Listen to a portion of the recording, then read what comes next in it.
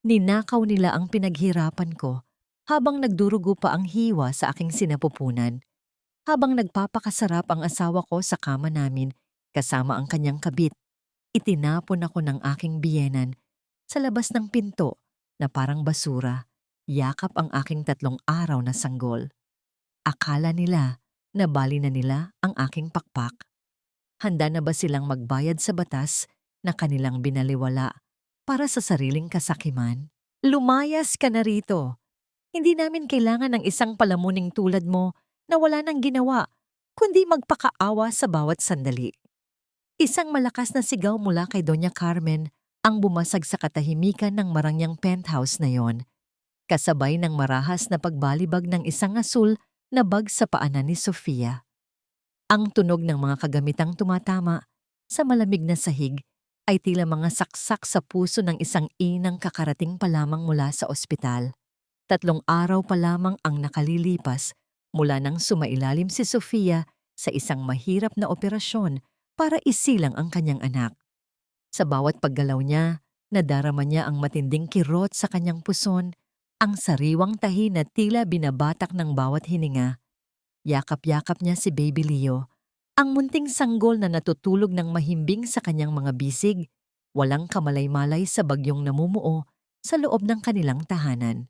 Sofia, na noon ay dahan-dahang naglalakad para lamang patulugin ng anak, ay napatigil at nanginginig na tumingin sa kanyang biyenan.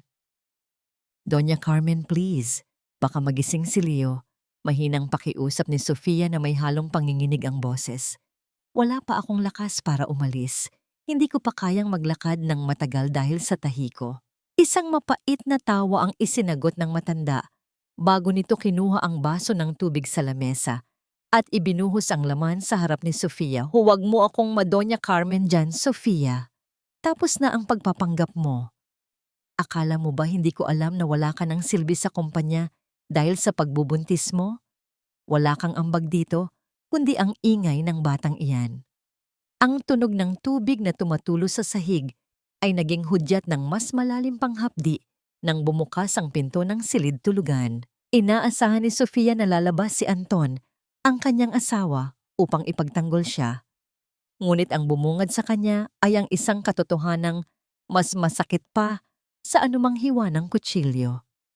Lumabas si Anton na nakasuot lamang ng pambahay at sa likod niya ay isang babaeng pamilyar sa paningin ni Sofia, si Cindy, ang kanyang dating matalik na kaibigan.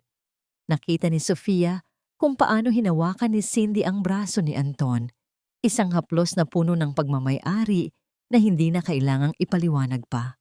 Anton, ano ito? Bakit siya nandito? Tanong ni Sofia. Ang kanyang boses ay tila isang bulong na nanggagaling sa kailaliman ng kanyang pagkatao. Pakiramdam niya ay tumigil ang pag-ikot ng mundo at ang tanging naririnig na lamang niya ay ang mabilis at malakas na pagtibok ng sariling puso na tila gustong kumawala sa kanyang dibdib. Tumingin si Anton sa kanya, ngunit walang bakas ng pagmamahal o kahit kaunting awa sa mga mata nito. Sawa na ako, Sofia. Sawa na ako sa mga reklamo mo, sa pagod mo, at sa pagiging boring mo mula nang mabuntis ka. Sabi ni Mama, sa kanya nakapangalan ang unit na ito at dahil wala kang karapatan dito, kailangan mo nang umalis. Ibibigay ko na ang puwang mo sa taong tunay na nagpapasaya sa akin. Ang bawat salita ni Anton ay tila mga mabibigat na martilyo na dumudurog sa natitirang lakas ni Sofia. Napahawak siya sa pader nang maramdaman niya ang malagkit na likido na dumadaloy sa kanyang binti. Ang sariwang tahi sa kanyang tiyan ay tila bumukas dahil sa tindi ng emosyong nararamdaman. Ang sakit ay hindi na lamang sa puso, kundi kumakalat na sa buong katawan niya. Ginagawa siyang paralisado sa gitna ng sariling sala. Hindi niyo pwedeng gawin ito, Anton. Katatapos ko lang manganak. Wala akong matutuluyan. Ibinigay ko ang lahat ng ipon ko para sa down payment ng bahay na ito. Ang aking tinig ay nababasag na sa iyak na pilit niyang pinipigilan para hindi magising ang bata. Walang pakialam si Doña Carmen na lumapit at marahas na hinawakan ang braso ni Sofia. Pilit itong hinihila patungo sa pintuan. Ang tunog ng mga paa na kumakaladkad sa sahig ay hinaluan ng mahinang ungol ng sanggol na nagsisimula ng mabulabog.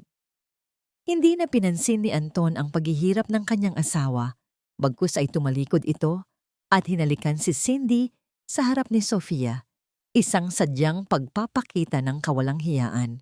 Ang biglaang pagtaboy kay Sofia palabas ng penthouse ay nagdulot sa kanya ng pagkadulas sa sahig ng pasilyo. Ang malamig na semento ay tila sumisipsip sa natitirang init ng kanyang katawan. Narinig niya ang tunog ng kandadong isinara mula sa loob. Isang malinaw na hudyat na tapos na ang kanyang papel bilang asawa sa tahanang yon. Nanatili siyang nakaupo sa sahig, yakap ang kanyang anak, na unti-unting umiiyak dahil sa lamig at gutom, habang tahimik niyang hinaharap ang bagong realidad na kailangan niyang lampasan. Ang bawat matinis na iyak ni Baby Leo ay tila mga karayom na tumutusok sa kaluluwa ni Sofia. Sa katahimikan ng pasilyo, tanging ang sariling hikbi ni Sofia ang maririnig. Tiningnan niya ang kanyang mga kamay na nanginginig at ang dulo ng kanyang puting bestida na ngayon ay may bahid na ng sariwang dugo mula sa kanyang tahi. Ang mga ilaw sa paligid ay tila nagiging malabo dahil sa mga luhang hindi tumitigil sa pag-agos. Doon, sa gitna ng karangyaan ng gusaling iyon, ay nakadapa ang isang inang tinanggalan ng dangal, tahanan at pag-asa. Saan ako pupunta? Paano ko bubuhay ng anak ko kung ang mismong taong nangakong magpapatatag sa akin ang siyang unang bumasag sa aking pagkatao? Ang tanong na ito ay paulit-ulit na umalingaw-ngaw sa isipan ni Sofia habang ang matinding kirot sa kanyang katawan ay dahan-dahang nagpapadilim sa kanyang paningin. Ang bawat patak ng ulan na tumatama sa kinakalawang na yero ay lumilikha ng isang magulong koro na tila sumasabay sa mabigat na paghinga ni Sofia. Sa loob ng maliit at madilim na silid na amoy luma at mamasa-masang lupa, dahan-dahang iminulat ni Sofia ang kanyang mga mata. Ang liwanag mula sa isang munting gasera sa sulok ay tila sumasayaw, nagbibigay ng mahahabang anino sa mga dingding na gawa sa pinagtagni-tagning tabla at karton. Ramdam niya ang matinding init na dumadaloy sa kanyang buong katawan, isang lagnat na tila gustong sumunog sa kanyang natitirang lakas. Nasaan ang anak ko? Ang unang pumasok na kaisipan sa kanyang naguguluhang diwa ay nagdulot ng biglaang pagbangon, ngunit agad siyang napahiga muli dahil sa talim ng kirot na humiwa sa kanyang puson. Ang kanyang tahi ay tila muling binabatak. Nagpapaalala sa kanya ng kalupitang dinanas niya ilang oras lamang ang nakalilipas. Sa gitna ng kanyang paghingal, isang malamig na palad ang dahan-dahang dumampi sa kanyang noo. "Huwag kang malikot, Neng. Ligtas ang anak mo. Huwag kang mag-alala."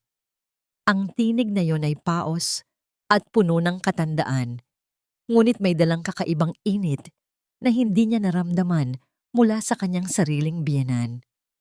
Si Aling Pacing, ang matandang tindera na nakakita sa kanya sa gilid ng kalsada, ay dahan-dahang lumapit bitbit ang isang baso ng maligamgam na tubig na may asukal.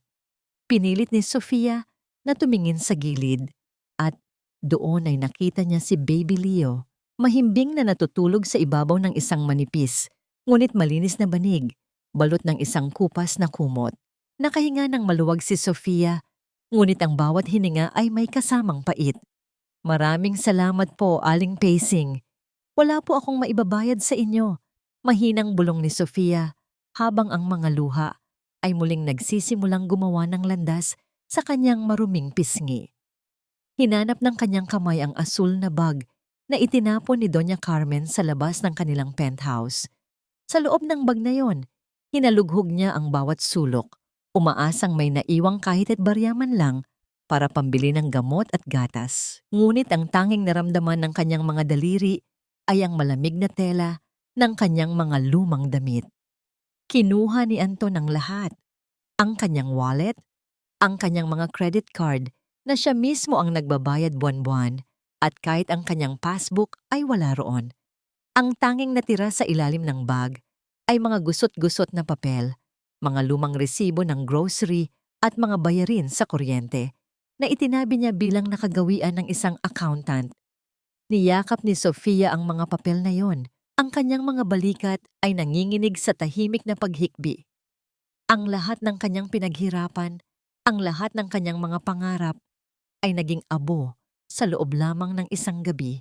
Biglang yanig ng isang pamilyar na tunog ang katahimikan ng silid. Ang kanyang cellphone na may basag na screen ay nagliwanag sa sahig. Nakita niya ang pangalan ni Anton sa screen. Sa kabila ng takot, sinagot niya ito. Umaasang baka may natitira pang kahit katiting na konsensya ang lalaking pinangakuan niya ng habang buhay. Hello, Anton. Please, ang anak mo. May lagnat ako at wala kaming matuluyan. Ang pagsusumamo ni Sofia ay punong-puno ng desperasyon. Huwag kang tumawag dito, Sofia. I'm warning you. Baka ipakulong kita for trespassing kapag nagpakita ka pa sa building na ito. Sabi ni Mama. Baka raw may balak kang gumawa ng eksena para perahan kami. Don't ever think about coming back. Masaya na kami rito ni Cindy, kaya please, lumayo ka na kung ayaw mong masaktan pa ng lalo. Ang boses ni Anton ay walang emosyon. Tila ba kinakausap lamang niya ang isang estranghero na nagbebenta ng kung ano sa kalsada. Naramdaman ni Sofia ang paglamig ng kanyang dugo. Ang bawat salita ni Anton ay tila mga pako na ibinabaon sa kanyang kabaong. Hindi na siya nakasagot. Ang tunog ng pagkaputol ng linya ay tila isang hatol na wala nang balikan. Binitawan niya ang cellphone at tumingin sa kisame kung saan ang mga patak ng ulan ay unti-unting nanunuot sa butas na yero. Dahan-dahang pumapatak sa sahig na semento. Neng, uminom ka muna nito. Kailangan mong lumakas para sa anak mo. Udyok ni Aling Pacing habang inaalalayan siyang uminom. Tumingin si Sofia sa matanda at pagkatapos ay sa kanyang anak. Sa gitna ng dilim at baho ng estero, isang bagong apoy ang nagsimulang mag-alab sa kanyang mga mata. Hindi na ito ang apoy ng galit na walang patutunguhan, kundi ang apoy ng isang inang handang sunugin ang buong mundo para sa katarungan. Kinuha ni Sofia ang isa sa mga gusot na resibo sa kanyang tabi. Sa likod nito, gamit ang isang lumang lapis, isinulat niya ang mga unang detalye ng halagang kinuha sa kanya, ang bawat sentimo na ninakaw ni Anton at Doña Carmen. Ang kanyang kamay ay nanginginig pa rin dahil sa lagnat. Ngunit ang bawat guhit ng lapis ay matatag. Hindi ako susuko, Leo. Babawiin natin ang lahat, bulong ni Sofia sa hangin. Ngunit habang lumalalim ang gabi, ang panginginig ng kanyang katawan ay lalong lumalala. Ang init ng kanyang noo ay tila abot langit na, at ang bawat tibok ng kanyang puso ay tila isang babala. Paano niya lalabanan ang mga higante sa kanyang buhay kung ang sarili niyang katawan ay dahan-dahan nang bumibigay sa gitna ng karalitaan sa labas? Ang ulan ay lalong lumakas. Tila ba nilulunod ang munting liwanag ng gasera sa loob ng silid? Sa ilalim ng nakapapasong init ng araw na sumisilip sa pagitan ng mga luma at kinakalawang na bubong ng palengke, pilit na itinatago ni Sofia ang bawat ungol ng sakit na kumakawala sa kanyang mga labi. Ang bawat kuskos ng talyasi at ang pagbuhos ng maduming tubig sa kanal ay tila sumasabay sa pintig ng kanyang puson na tila ba hinihiwa muli ng kutsilyo. Nakaupo siya sa isang maliit na bangko sa likuran ng isang karinderya. Ang kanyang mga kamay na dati ay bihasa sa pagpindot ng calculator at paghawak ng mga mahahalagang dokumento, ngayon ay nakalubog sa malapot at madulas na sabon. Habang naguhugas ng bundok ng mga pinagkainan, kailangan ko ito para kay Leo, bulong ni Sofia sa kanyang sarili habang pinapahid ang pawis sa kanyang noo gamit ang dulo ng kanyang maruming braso. Tumingin siya sa isang mangkok ng mainit na tinolang manok na may maraming dahon ng malunggay at hilaw na papaya na ibinigay sa kanya ng may-ari ng karinderya bilang sahod. Iyon ang kanyang tanging pag-asa upang magkaroon ng sapat na gatas para sa kanyang anak, isang sakripisyong handa niyang gawin Kahit pa ang bawat pagyuko niya ay nagdudulot ng matinding hapdi sa kanyang sariwang tahi. Habang si Sofia ay nagpapakababa, sa gitna ng amoy ng napanis na pagkain at usok ng mga sasakyan, sa itaas ng kumpol ng mga gusali sa Makati, isang marangyang pagtitipon ang nagaganap. Ang tunog ng mga basong nagtatama at ang halakhak ng mga taong nakasuot ng mamahaling sutla ay pumupuno sa sala ng penthouse na dati ay itinuturing ni Sofia na tahanan. Doña Carmen, ang reyna ng kasinungalingan, ay mayabang na naglalakad sa gitna ng kanyang mga panauhin. Hawak ang isang baso ng mamahaling alak. Naku, Mare, huwag niyo nang itanong ang tungkol sa babaeng iyon. Talagang nawala siya sa sarili pagkapanganak. Naging bayolente at kung ano-anong paratang ang ibinabato sa amin ni Anton.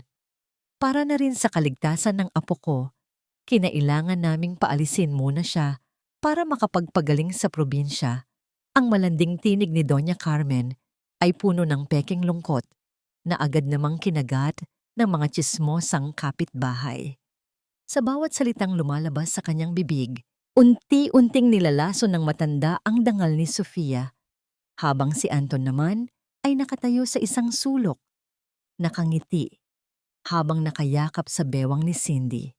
Pagkatapos ng mahabang oras ng pagtatrabaho, lula ng isang punong-puno at mainit na jeepney, bumaba si Sofia sa harap ng isang madilim at maliit na internet cafe sa kanto ng isang eskinita. Ang bawat hakbang niya ay tila paglalakad sa ibabaw ng mga bubog. Ngunit ang determinasyon sa kanyang mga mata ay mas matalas pa sa anumang sakit.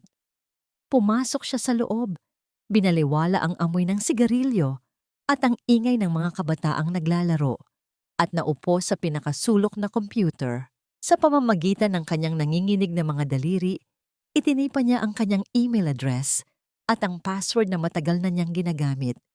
Ngunit ang pulang babala sa screen ay tila isang malakas na sampal sa kanyang mukha. Invalid password. Sinubukan niya ang iba pang mga account, ang kanyang online banking, ang kanyang mga kumpanya cloud storage, ngunit lahat ng iyon ay sarado na.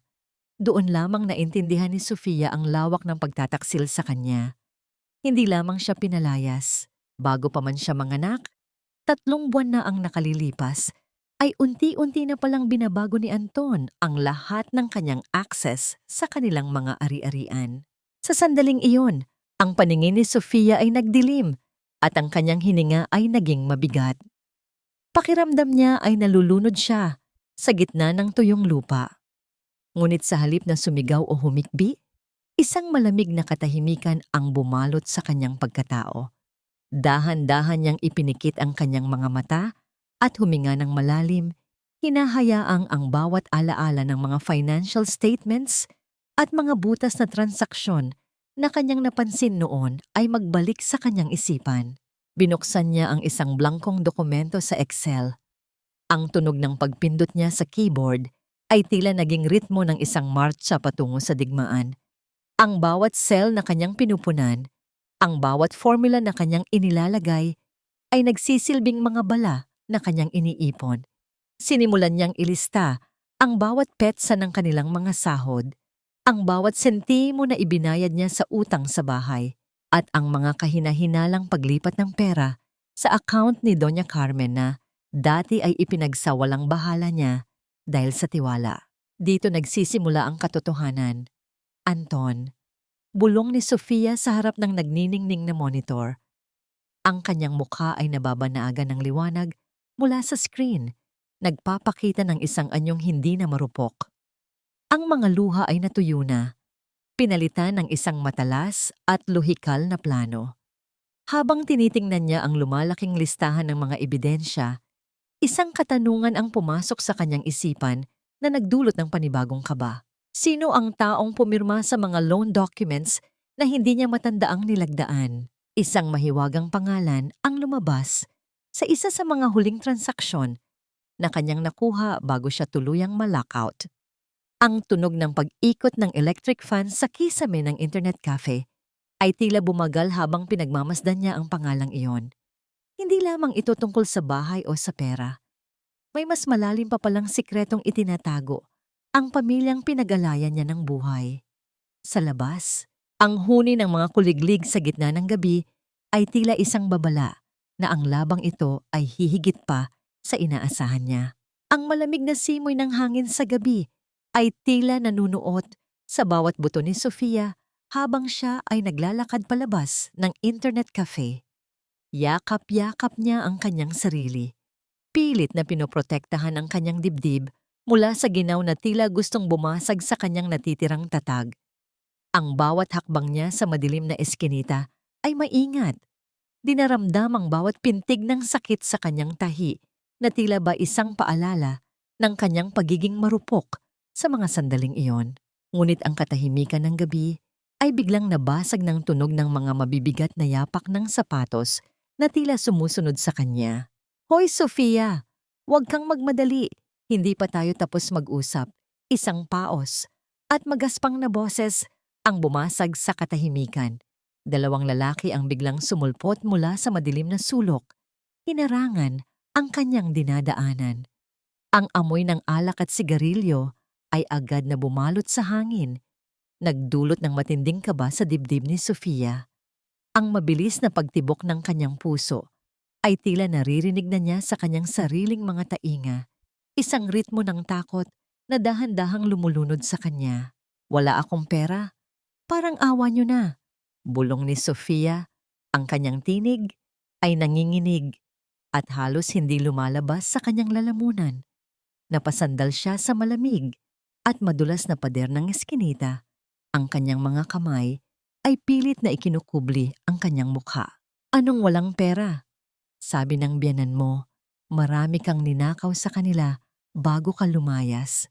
Bayaran mo ang utang mo sa amin kung ayaw mong masaktan." Ang isa sa mga lalaki ay marahas na humawak sa kanyang braso. Ang higpit nito ay tila gustong bumali sa kanyang buto. Sa tindi ng takot, napapikit na lamang si Sofia, naghihintay ng susunod na hagupit ng tadhana. "Bitawan mo siya." Ang isang baritono at kalmadong tinig ay umalingaw-ngaw sa dulo ng eskinita. Tila isang liwanag na bumasag sa kadiliman. Isang lalaking matangkad, nakasuot ng isang formal na itim na Amerikana at may hawak na payong, ang dahan-dahang naglalakad patungo sa kanila. Ang kanyang bawat hakbang ay may dalang awtoridad na hindi matututulan. "At sino ka naman? Gusto mo ring masaktan?"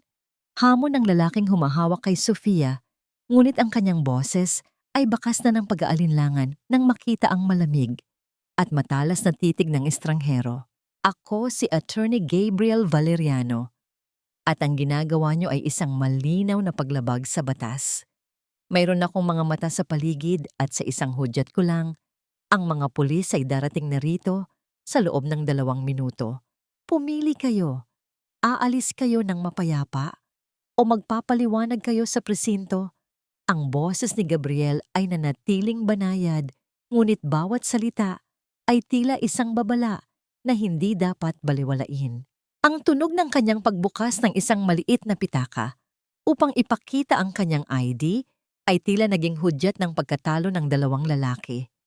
Walang sabi-sabing binitawan nila si Sofia at mabilis na tumakbo palayo, naglalaho sa dilim ng gabi. Dahan-dahang napaupo si Sofia sa sahig. Ang kanyang mga tuhod ay tuluyan ng bumigay dahil sa tindi ng panghihina. Ang kanyang hininga ay mabilis at mababaw, tila ba kapos sa hangin. Maingat na lumapit si Gabriel at itiniklop ang kanyang payong. Ang tunog ng tela na nagsasara ay tila isang formal na pagtatapos ng panganib. "Sofia, ikaw nga ba yan?" Ang tanong ni Gabriel ay puno ng gulat at hindi makapaniwalang pagkilala. Tumingala si Sofia at doon niya nakita ang mga mata ni Gabriel, ang parehong mga mata na nakikita niya noon sa mga board meetings kung saan siya ang hinahangaan dahil sa kanyang katalinuhan. Ngunit ngayon, sa harap ng lalaking ito, nararamdaman niya ang matinding hiya. Ang kanyang buhok ay gulo-gulo, ang kanyang damit ay kupas at madumi, at ang kanyang mukha ay bakas ng matinding paghihirap. "Attorney, pasensya na po," bulong ni Sofia bago siya tuluyang napahikbi. Ang lahat ng sakit Ang lahat ng pag-alipusta na kanyang kinimkim ay biglang bumuhos sa isang iglap. Hindi siya makapagsalita. Ang tanging lumalabas sa kanyang bibig ay ang mga impit na iyak na tila gustong humingi ng tawad sa mundo dahil sa kanyang kalagayan. Walang sinabi si Gabriel. Sa halip, dahan-dahan siyang lumuhod sa harap ni Sofia at hinubad ang kanyang Amerikana. Isang banayad na haplos ang naramdaman ni Sofia sa kanyang mga balikat nang balutin siya ni Gabriel ng mainit na tela. Ang amoy ng mamahaling pabango at ang init mula sa katawan ni Gabriel ay tila isang kumot ng seguridad na matagal nang ipinagkait sa kanya. Huwag kang magsalita, Sofia.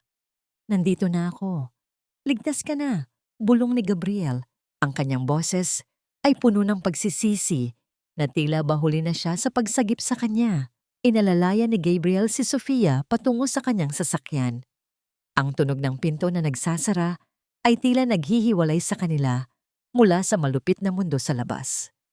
Habang binabaybay nila ang daan patungo sa kinaroroonan ni Baby Leo, hindi mapigilan ni Gabriel na sulyapan ang babaeng nasa tabi niya. Ang dating matapang at matalinong accountant na kilala niya ay tila isang basag na kristal na pilit lamang pinagsasama. Bago sila makarating sa bahay ni Aling Pacing, tumigil muna sila sa isang botika. Bumili si Gabriel ng mga gamot, gatas, at tila lahat ng pangangailangan ng isang sanggol na hindi man lang tinatanong si Sofia. Pagdating sa maliit na kwarto ni Sofia, tahimik na inilagay ni Gabriel ang mga supot sa tabi ng natutulog na si Baby Leo. Nakita niya ang kalagayan ng tinitirhan ni Sofia, ang tulo ng ulan mula sa kisame at ang amoy ng luma. Ang kanyang puso ay tila pinipiga sa awa. Tumingin siya kay Sofia na ngayon ay nakatitig lamang sa kanyang anak. Ang mukha ay puno ng pasasalamat na hindi kayang bigkasin. May iniwan akong card sa ibabaw ng mga gamot. Tawagan mo ako, Sofia. Hindi ko hahayaang manatili ka rito.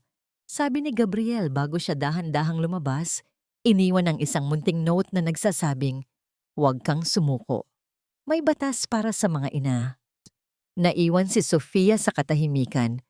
Hawak ang card ni Gabriel. Ang init ng Amerikana nito ay nanatili pa rin sa kanyang katawan. Nagbibigay ng kakaibang kaba sa kanyang dibdib. Isang kaba na hindi dahil sa takot, kundi dahil sa isang pakiramdam na matagal na niyang kinalimutan. Ngunit ang sandali ng kapayapaan ay biglang nabasag nang marinig niya ang isang kakaibang tunog mula kay Baby Leo. Ang bawat paghinga ng sanggol ay tila hirap at ang kulay ng balat nito ay dahan-dahang nagiging asul sa ilalim ng malamig na liwanag ng gasera. "Leo? Anak?" Bulong ni Sofia. Ang kanyang buong mundo ay muling nagsimulang gumuho nang maramdaman niya ang sobrang lamig ng mga kamay ng kanyang anak. Ang bawat tibok ng puso ni Sofia ay tila isang malakas na tambol na nagbababala ng nalalapit na katapusan habang mabilis na tumatakbo si Gabriel pabalik sa loob ng maliit na silid. Ang tunog ng kanyang mga sapatos na tumatama sa basang semento ay mabilis at puno ng pag-aalala. Hinaluan ng marahas na paghinga ni Sofia na tila sinusubukang bigyan ng buhay ang kanyang anak. Hindi na nag-atubili si Gabriel. Binalot niya ang sanggol sa kanyang sariling Amerikana at inalalayan si Sofia patungo sa kanyang sasakyan. Ang tunog ng makina na bumubuhay sa katahimikan ng gabi ay naging hudyat ng pag-asa sa gitna ng desperasyon. Sa loob ng sasakyan, tanging ang tunog ng wiper na humahawi sa malakas na ulan ang maririnig. Nakatitig lamang si Sofia sa maputlang mukha ni Leo. Ang kanyang mga kamay ay nanginginig habang hinahaplos ang munting pisngi ng anak. "Attorney?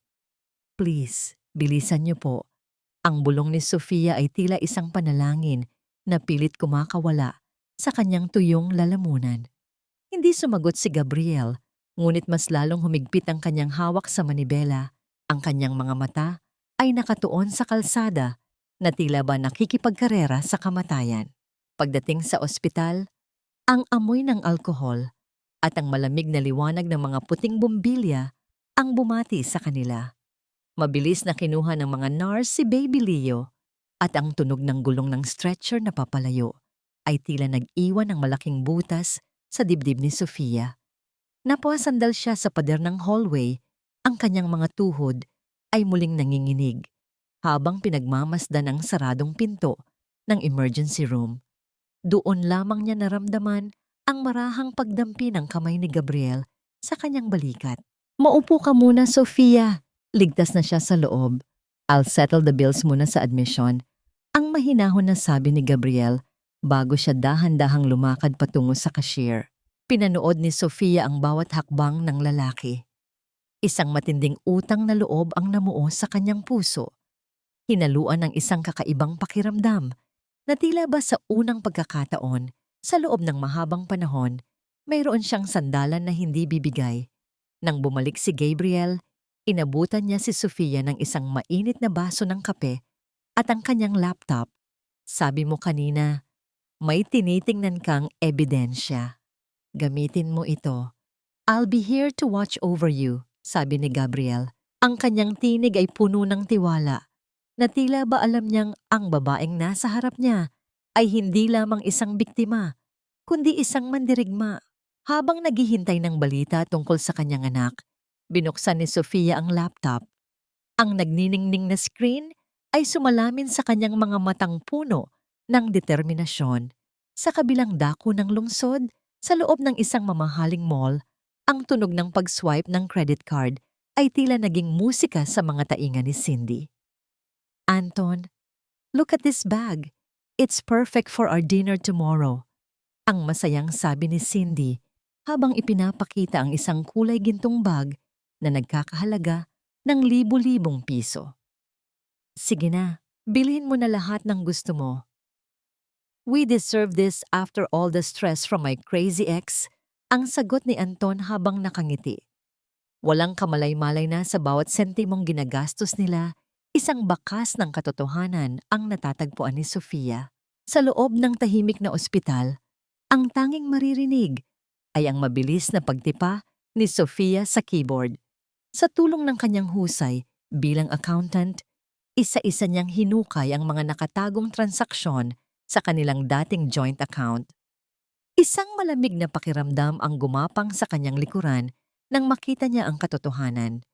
Simula pa noong nalaman nilang buntis siya, unti-unti nang nililipat ni Anton ang malalaking halaga ng pera patungo sa isang savings account na nakapangalan kay Doña Carmen.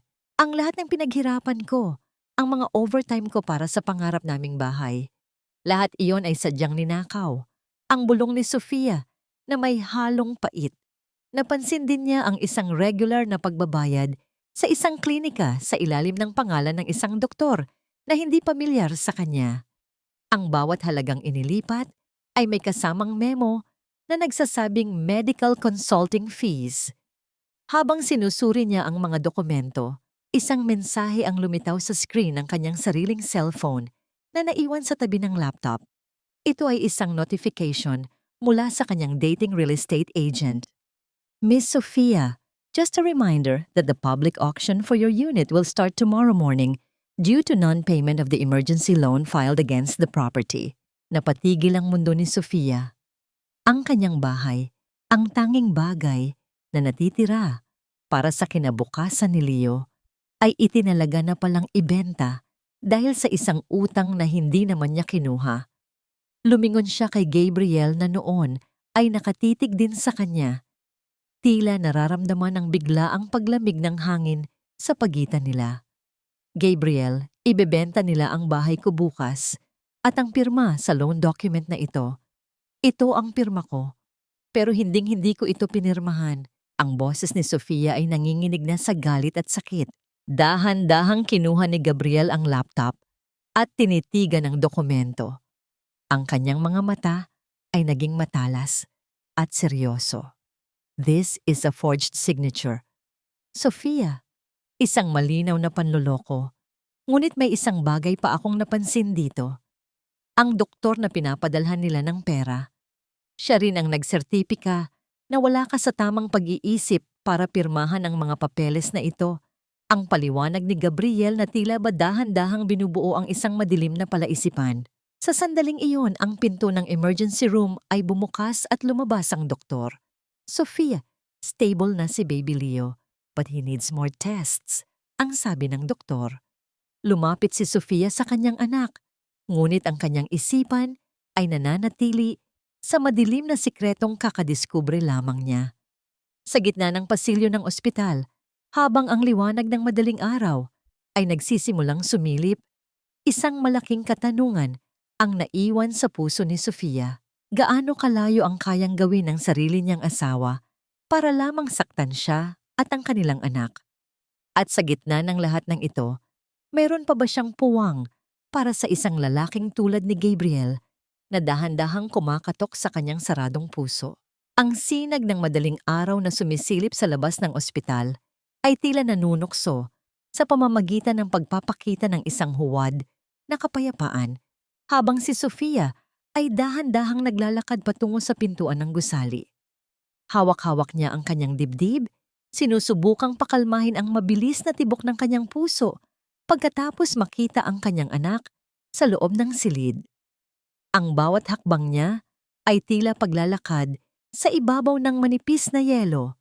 Natatakot na sa isang pagkakamali ay muli siyang lalamunin ng kadiliman. Ngunit bago pa man niya marating ang labas, isang pamilyar na anino ang humarang sa kanyang dinadaanan. Nagulat si Anton nang makita si Sophie. Hindi niya inaasahan na ang babaeng itinapon nila sa gitna ng ulan ay nakatayo ngayon ng tuwid. Ang mga mata ay may taglay na talas na hindi niya kailanman nakita noon. Ngunit agad na nagbago ang kanyang anyo, mabilis na nagsuot ng maskara ng isang nag-aalalang asawa. Sofia, salamat sa Diyos at nahanap kita. Kanina pa ako paikot-ikot dito. Alam mo bang halos mabaliw ako sa pag-aalala sa inyo ni Leo? Ang wika ni Anton, ang kanyang boses, ay tila isang malambot na pelus na nagtatangkang bumalot sa pandinig ni Sofia. Huwag mo akong malapitan, Anton. Huwag mo ring subukang bigkasin ang pangalan ng anak ko, ang sagot ni Sofia. Ang kanyang tinig ay malamig pa sa simoy ng hanging madaling araw. Napahigpit ang kanyang hawak sa kanyang bag, ramdam ang panginginig ng kanyang mga daliri na pilit niyang itinatago sa pamamagitan ng pagkakuyom. Bobby babe, listen to me. Masyado lang naging emosyonal si Mama nung gabi na yon. Hindi ko gusto ang nangyari. Bakit ba kayo nandito? May sakit ka ba? Or is it Leo? Halika na, ibigay mo sa akin ang bata. Ako na ang mag-aalaga sa kanya habang nagpapahinga ka. You're not well, Sofia. Alam nating dalawa na kailangan mo ng medical help. Ang patuloy na pagsusumamo ni Anton habang dahan-dahang lumalapit. Ang kanyang mga kamay ay nakaabot na tila ba hihingi ng sanggol na wala naman sa mga bisig ni Sofia sa sandaling iyon. Ang bawat salita ni Anton ay tila isang malapot na putik na sinusubukang dungisan ang katotohanan. Alam ni Sofia ang laro ng kanyang asawa, ang gaslighting na nagparamdam sa kanya noon na siya ang may pagkukulang sa bawat pagkakamali nito. Ngunit bago pa man makasagot si Sofia, ang katahimikan ng labi ay muling nabasag sa pagdating ng isang bagyo sa katauhan ni Doña Carmen. Ang tunog ng kanyang mga mamahaling sapatos na tumatama sa makintab na sahig ay tila mga hudyat ng isang paparating na sakuna. Ayan ka palang babae ka! Magnanakaw? Ang sigaw ni Doña Carmen na agad na kumuha ng atensyon ng mga tao sa paligid. Ang kanyang tinig ay matinis at puno ng puot. Tila ba sadyang ginawa upang ipahiya si Sofia sa harap ng maraming tao. Guard! Tawagin niyo ang pulis! Ninakaw ng babaeng ito ang apo ko. May sakit sa isip iyan at mapanganib siya para sa bata. Naramdaman ni Sofia ang pamumula ng kanyang mukha sa tindi ng hiya at ustad. Ang mga bulong-bulungan ng mga taong nakapaligid ay tila mga bubuyog na humuhuni sa kanyang paligid. Bawat bulong ay isang tusok sa kanyang dangal. Napayuko si Sofia. Ang kanyang mga mata ay nagsisimulang manlabo dahil sa mga luhang pilit niyang pinipigilan. Pakiramdam niya ay muli siyang nagiging maliit, muling nagiging biktima sa harap ng kapangyarihan ng kanyang biyenan. Ngunit sa gitna ng kanyang kawalan ng pag-asa, Isang mainit na palad ang dahan-dahang dumampi sa kanyang balikat.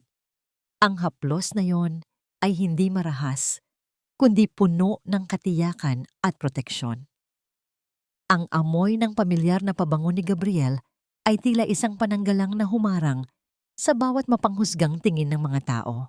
Tama na ang dula-dulaan, Doña Carmen, ang tinig ni Gabriel ay banayad, ngunit may taglay na awtoridad na tila bumasag sa matinis na sigaw ng matanda. Humakbang siya sa harap ni Sofia, bahagyang itinago ang babae sa likod ng kanyang malapad na balikat. Ako ang legal na kinatawan ni Sofia. At kung mayroon mang dapat tawagin ng pulis dito, iyon ay para sa inyo dahil sa paninirang puri at ilegal na pagpapaalis sa isang inang kakarating lamang mula sa operasyon. Napatigil si Doña Carmen. Ang kanyang mukha ay naging kasing pula ng kanyang lipstick sa tindi ng pagkagulat. At sino ka naman? Wala kang pakialam sa usaping pamilya namin. Ang asik niya habang itinuturo si Gabriel. Si Gabriel ay hindi natinag. Isang maliit na ngiti ang sumilay sa kanyang mga labi habang dahan-dahang inaayos ang kanyang salamin. Attorney Gabriel Valeriano. At simula sa araw na ito, ang bawat salitang bibitawan niyo laban kay Sofia ay dadaan muna sa akin. Ipinapaalala ko rin sa inyo na ang pananatili niyo rito at ang paggawa ng iskandalo ay maaring magamit laban sa inyo sa korte. Naramdaman ni Sofia ang pagbuhos ng isang kakaibang ginhawa sa kanyang buong pagkatao. Ang init ng kamay ni Gabriel sa kanyang balikat ay tila nagbigay sa kanya ng lakas upang muling tumingin ng diretso kay Anton. Nakita niya ang takot sa mga mata ng kanyang asawa nang marinig ang pangalan ng tanyag na abogado. Dahan-dahang hinawakan ni Gabriel ang kamay ni Sofia. Isang banayad na pagpisil na tila nagsasabing hindi siya mag-iisa sa labang ito. Ngunit bago pa man sila tuluyang makaalis, isang mapait at mapanganib na tawa ang kumawala sa mga labi ni Anton. Akala niyo ba ay ganoon lang kadali iyon? Ang wika ni Anton habang may kinukuha sa kanyang bulsa. May hawak akong court order, Sofia. Isang temporary protection order na nagsasabing wala ka sa tamang katinuan para alagaan ang bata. Bukas na buwas, ako ang legal na kukuha kay Leo. At sa pagkakataong ito, wala nang abogadong makakapigil sa akin na ilayo siya sa isang baliw na tulad mo. Ang bawat salita ni Anton ay tila mga yelo na bumaon sa puso ni Sofia. Ang kanyang hininga ay muling nagkaputol-putol habang pinagmamasdan ang puting papel na iwinawagayway ni Anton. Sa gitna ng maingay na lobby ng ospital, ang mundo ni Sofia ay muling niyanig ng isang katotohanang hindi niya inaasahan, na ang taong minahal niya ay handang gamitin ang mismong batas upang tadtarin ang kanyang kaluluwa at alisin ang tanging rason ng kanyang paghinga. Ang puting papel na hawak ni Sofia ay tila naging isang piraso ng yelo na nagpamanhid sa kanyang mga daliri, habang ang bawat salitang nakalimbag doon ay tila mga linta na sumisipsip sa kanyang natitirang pag-asa. Sa loob ng tahimik at formal na opisina ni Gabriel, ang tanging maririnig ay ang mahinang pag-ikot ng aircon na tila nagpapatindi sa tensyon sa pagitan nila. Nakaupo si Sofia sa isang malambot na selyas, ngunit ang kanyang katawan ay nananatiling matigas at tuwid. Tila ba kapag hinayaan niyang lumubog ang kanyang sarili, ay hindi na siya makakabangon pa. Huwag kang mabalisa, Sofia. Ang dokumentong ito ay binuo sa pundasyon ng mga kasinungalingan. Ang mahinahong tinig ni Gabriel ay bumasag sa katahimikan. Nakatayo siya malapit sa bintana. Ang liwanag ng araw ay nagbibigay ng anino sa kanyang seryosong mukha habang sinusuri ang kopya ng court order na iwinagayway ni Anton kanina. Isang huwad na sertipikasyon ito. Ginamit nila ang impluwensya nila para palabasin na wala kang kakayahang mag-isip ng tama dahil sa postpartum depression. Ngunit ang batas ay hindi bulag sa katotohanan. Tumingala si Sofia. Ang kanyang mga mata ay mamasa-masa pa rin ngunit may bakas na ng puot. Attorney, kukunin nila sa akin ang anak ko. Si Leo lang ang mayroon ako. Ibinigay ko ang lahat para sa pamilyang iyon. Pero bakit kailangang pati ang pagiging ina ko ay nakawin nila? Ang kanyang boses ay bahagyang nanginginig.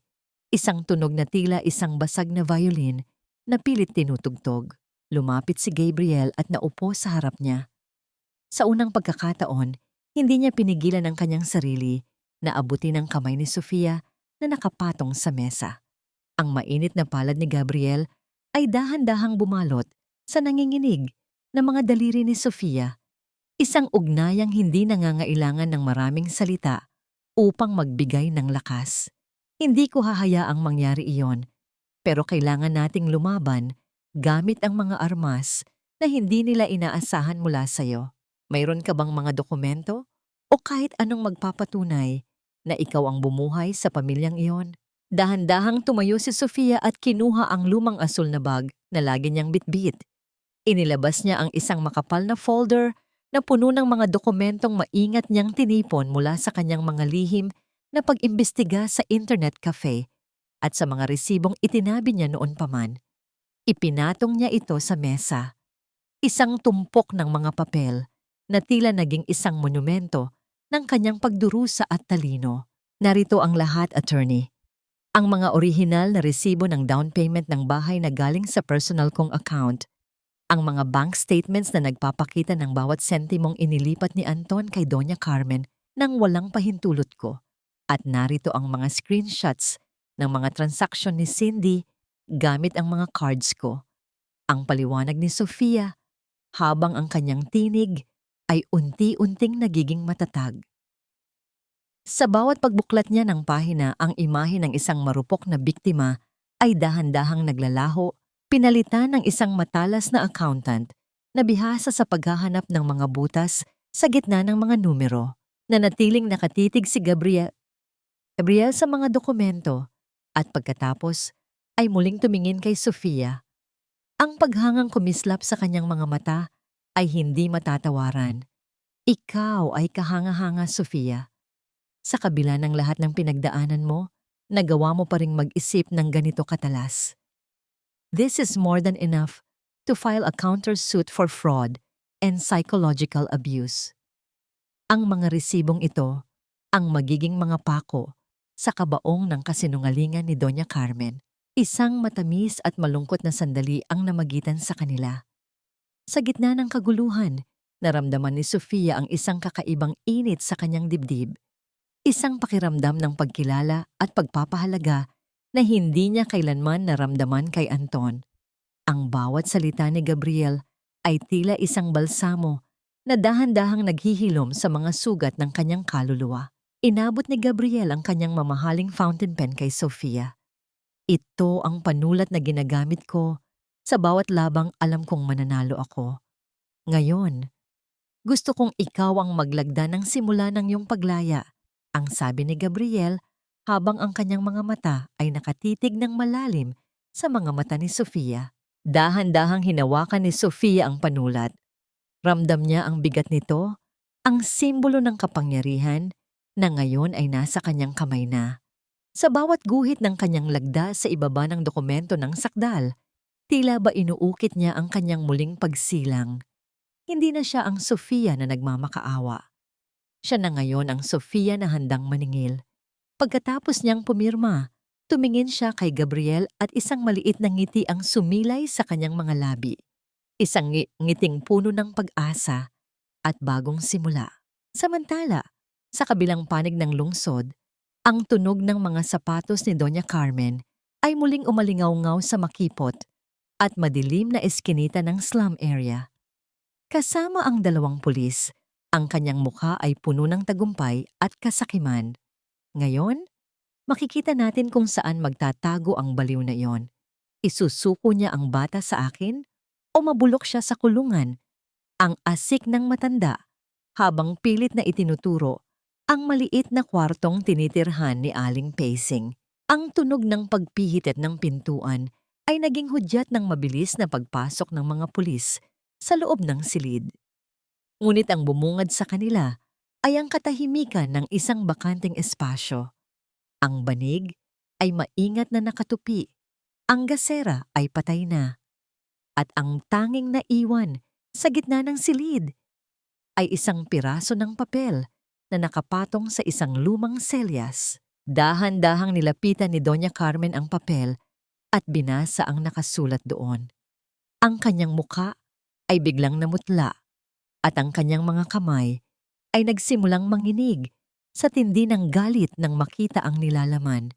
Isang formal na utos mula sa korte na nagbabawal sa kanya at kay Anton na lumapit sa loob ng 500 metro kay Sofia at sa kanyang anak. Sa ibaba nito ay ang pangalang nagpatigil sa tibok ng kanyang puso, Attorney Gabriel Valeriano. Nasaan sila? Ang sigaw ni Doña Carmen na tila isang hayop na nawalan ng biktima.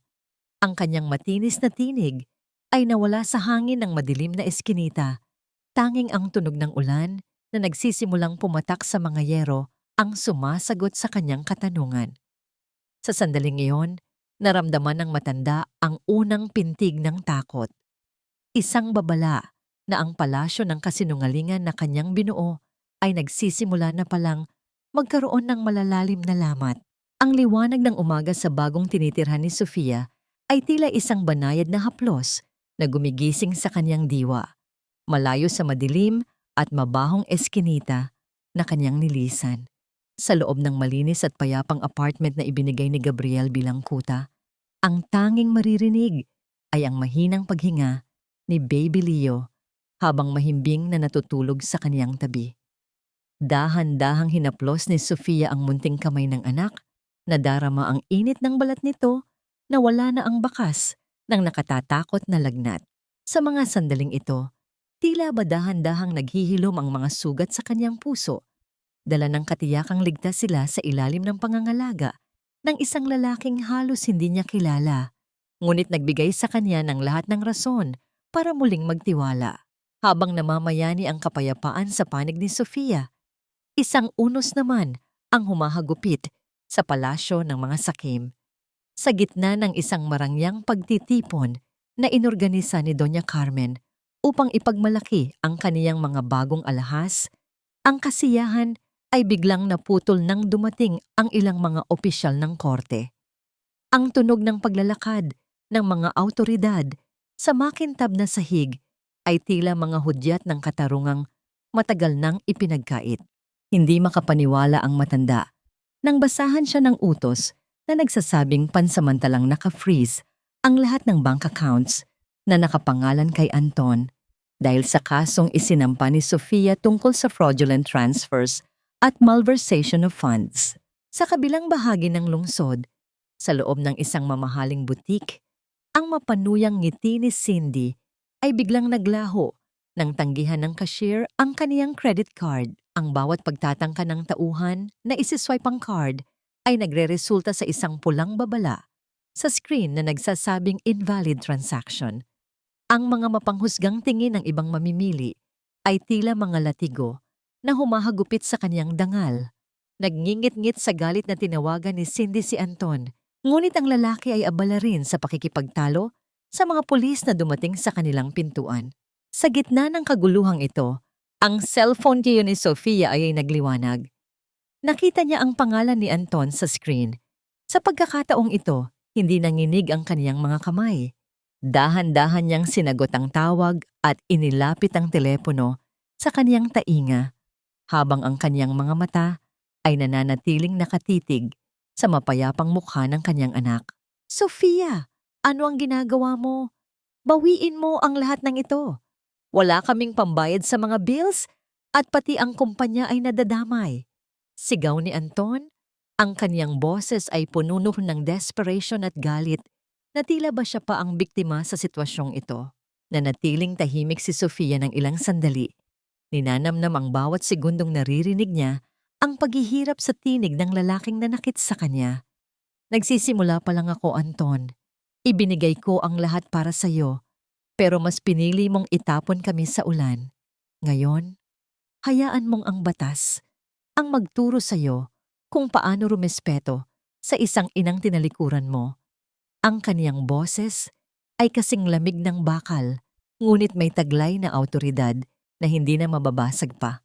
Matapos ang kaniyang pahayag, Dahan-dahan niyang pinindot ang pulang simbolo sa screen upang tapusin ang tawag, isang kilos na tila pagputol sa huling hibla ng kaniyang ugnayan sa nakaraan. Naramdaman ni Sofia ang isang presensya sa likuran niya. Paglingon niya ay nakita niya si Gabriel na nakatayo sa may pintuan, may hawak na 2 tasa ng mainit na kape. Ang kanyang mga mata ay puno ng paghanga habang pinagmamasdan ang katatagan ni Sofia. Dahan-dahan siyang lumapit at iniabot ang kape habang ang kaniyang ibang kamay ay dahan-dahang lumapat sa daliri ni Baby Leo na noon ay nag-uumpisa ng magising. Isang matamis na ngiti ang sumilay sa mga labi ni Sofia nang makitang hinawakan ni Leo ang daliri ni Gabriel. Ang tanawing iyon ay tila isang munting pangarap na dahan-dahang nagkakatotoo. Isang tahanang puno ng respeto at tunay na malasakit. Sinasabayan ng marahang pag-ugoy ng duyan, ang katahimikan sa pagitan ni Sofia at Gabriel ay hindi na nakaiilang, kundi puno ng mga damdaming hindi pa kayang bigkasin ng bibig. Gayunpaman, sa labas ng gusali, isang maitim na sasakyan ang nakaparada sa dilim. Isang lihim na kamera ang nakatuon sa bintana ng kanilang unit, kumukuha ng bawat kilos nila. Ang pulang ilaw na kumukurap sa gilid ng lente ay tila isang matalas na mata na naghihintay ng tamang pagkakataon upang muling bawiin ang kapayapaang pilit na binubuo ni Sofia.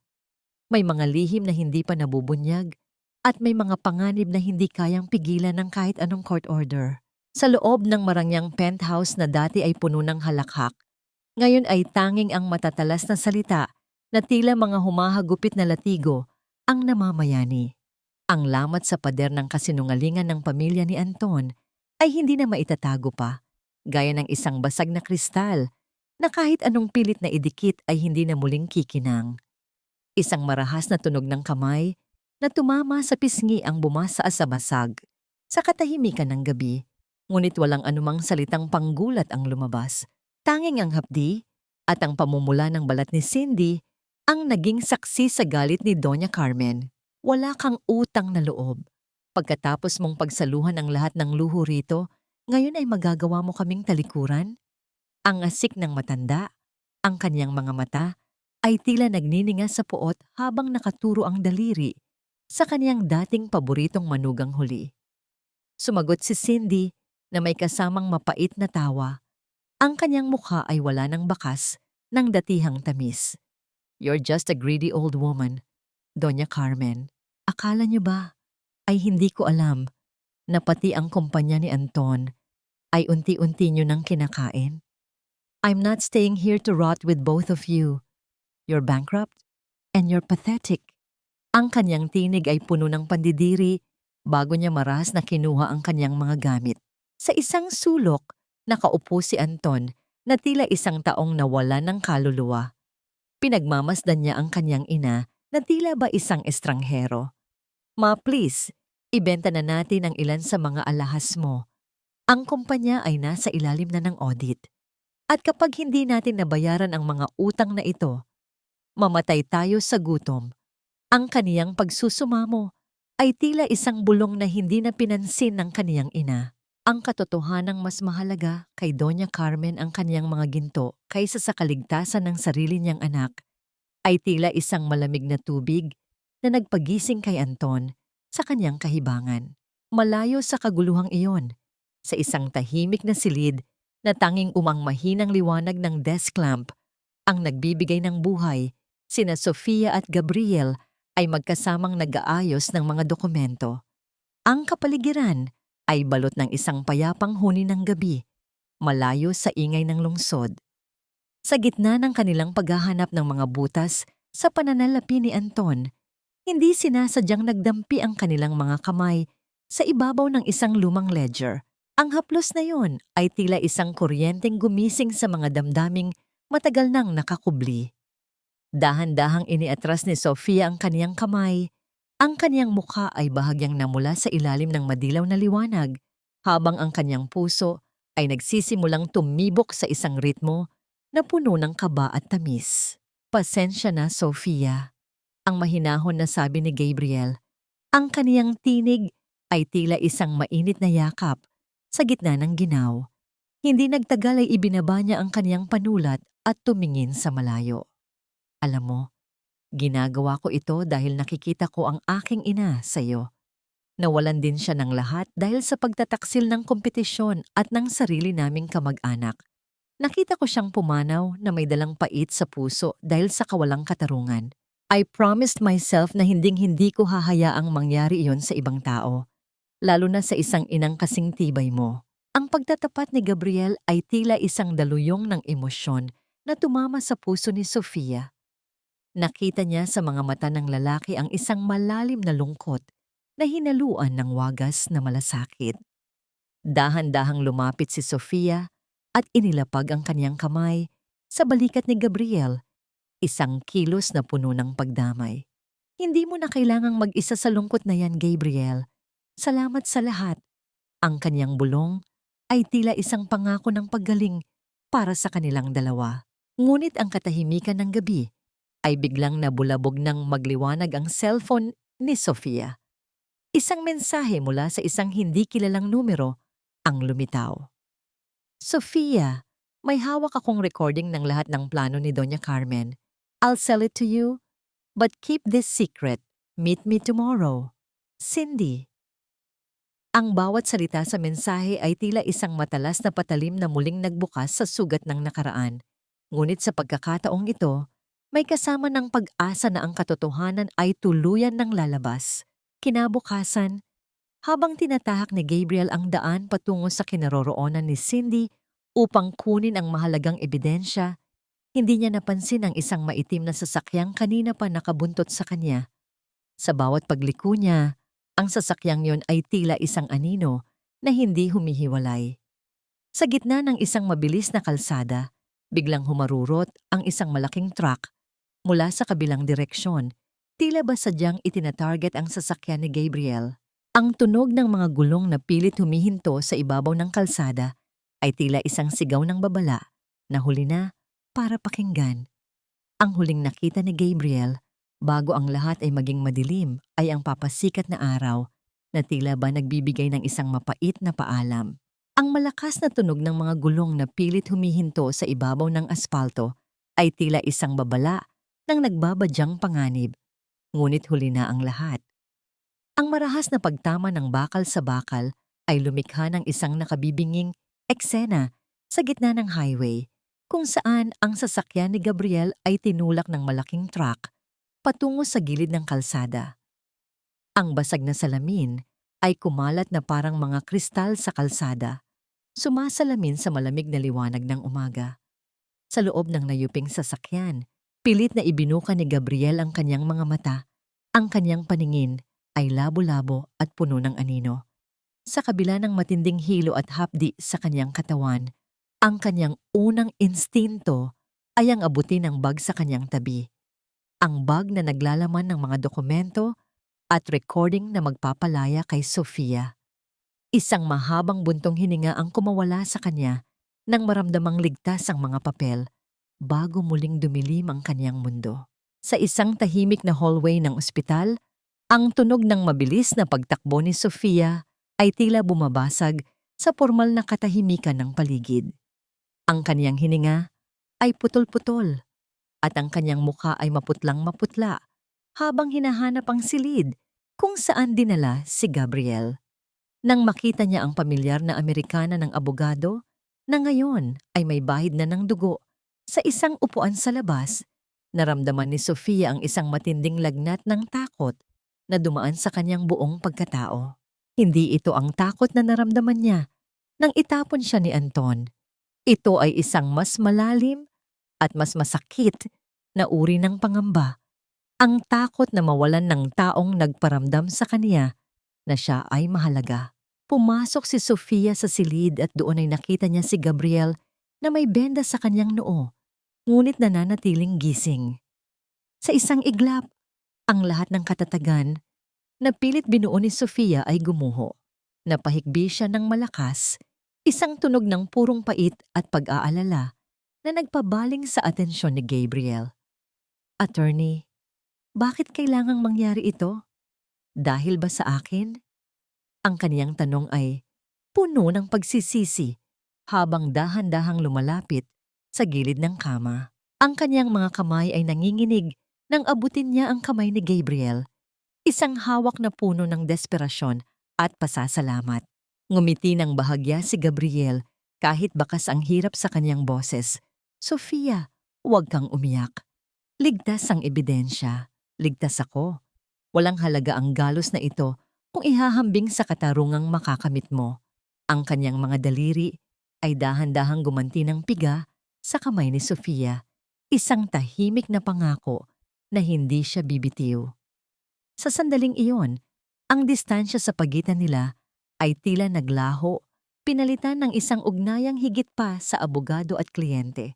Isang banayad na haplos ang ginawa ni Sofia sa pisngi ni Gabriel, dahan-dahang pinupunasan ang isang tuyong batik ng dugo, habang ang kaniyang puso ay sumisigaw ng mga damdaming hindi pa niya kayang pangalanan. Habang nagaganap ang emosyonal na tagpong ito, sa kabilang panig ng lungsod, si Doña Carmen ay abala sa pakikipag-usap sa isang madilim na karakter.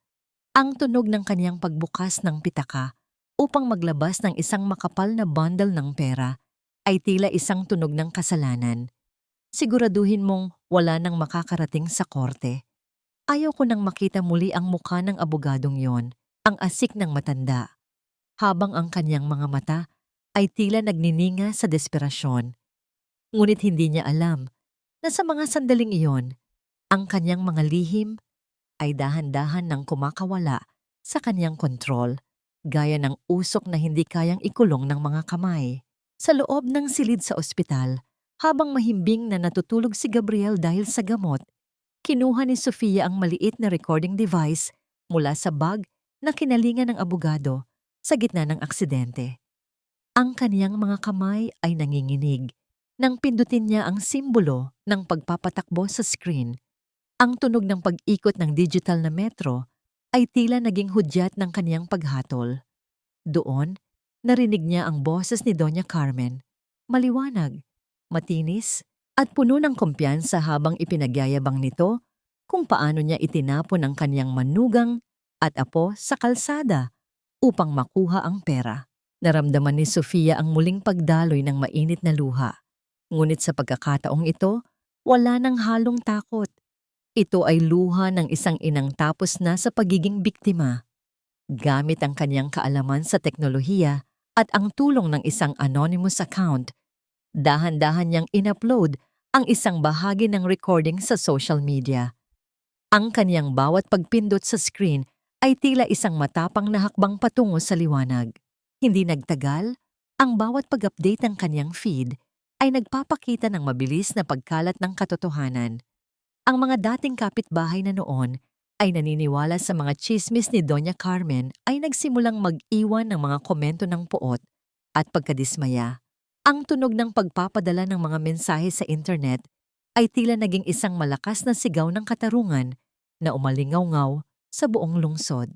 Ang palasyo ng kasinungalingan na maingat na binuo ng pamilya ni Anton ay dahan-dahang gumuguho sa ilalim ng bigat ng sarili nilang mga salita. Nang magising si Gabriel, nakita niya si Sofia na nakatayo sa tabi ng bintana, pinagmamasdan ang unti-unting paglubog ng araw. Ang liwanag ng dapit hapon ay nagbibigay ng isang gintong balangkas sa kanyang anyo, tila isang mandirigmang nagpapahinga matapos ang isang mahabang labanan. Tumingin si Sofia sa kanya at isang maliit, matatag na ngiti ang sumilay sa kaniyang mga labi. Tapos na ang pagtatago, Gabriel. Alam na ng lahat ang totoo. Ang kaniyang boses ay malinaw at payapa. Ngunit ang katahimikan ng gabi ay muling niyanig nang makatanggap si Sofia ng isang tawag. Hindi ito si Anton o si Doña Carmen. Ito ay si Aling Pacing, ang matandang tumulong sa kanya sa slum area.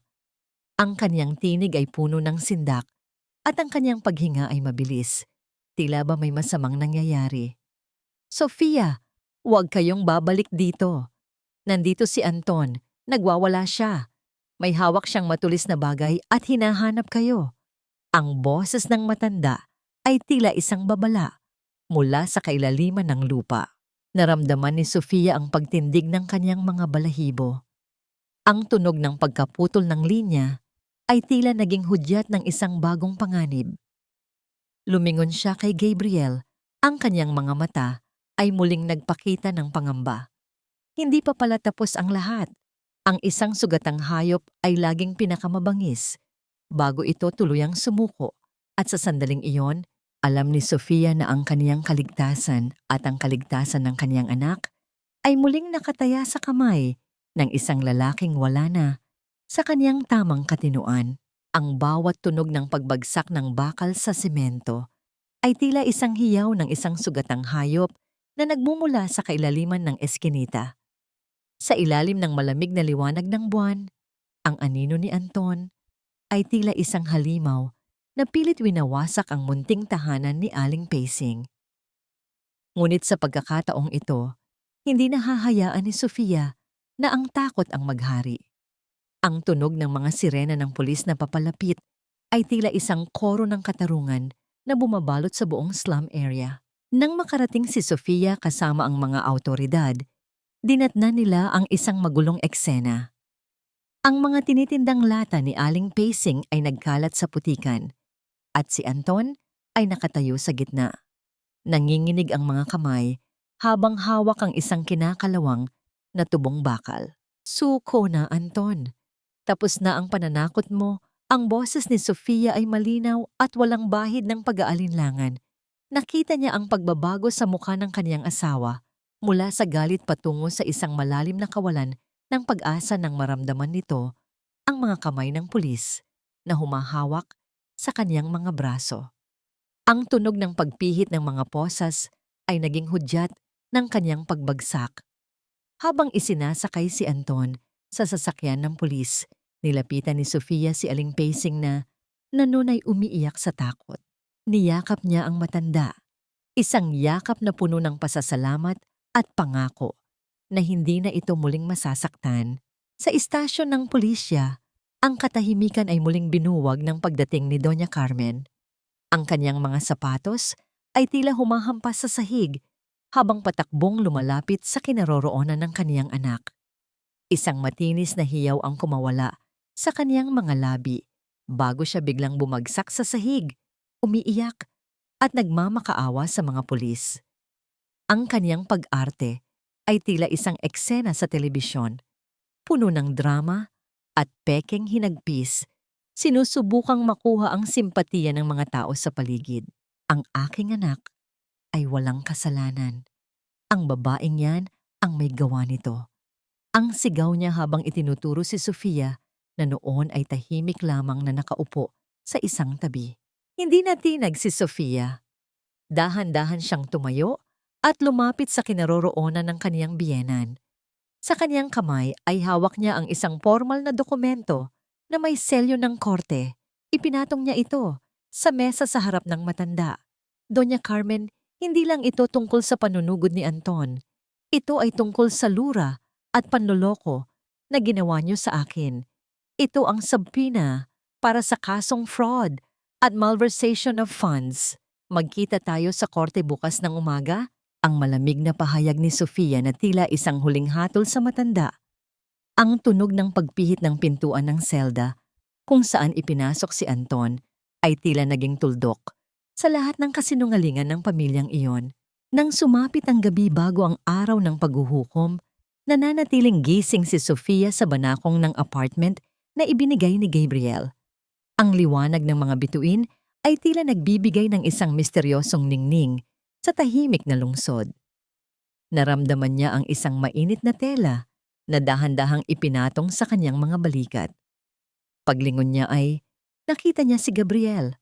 Ang mga mata nito ay puno ng malasakit at isang damdaming hindi na kailangang bigkasin.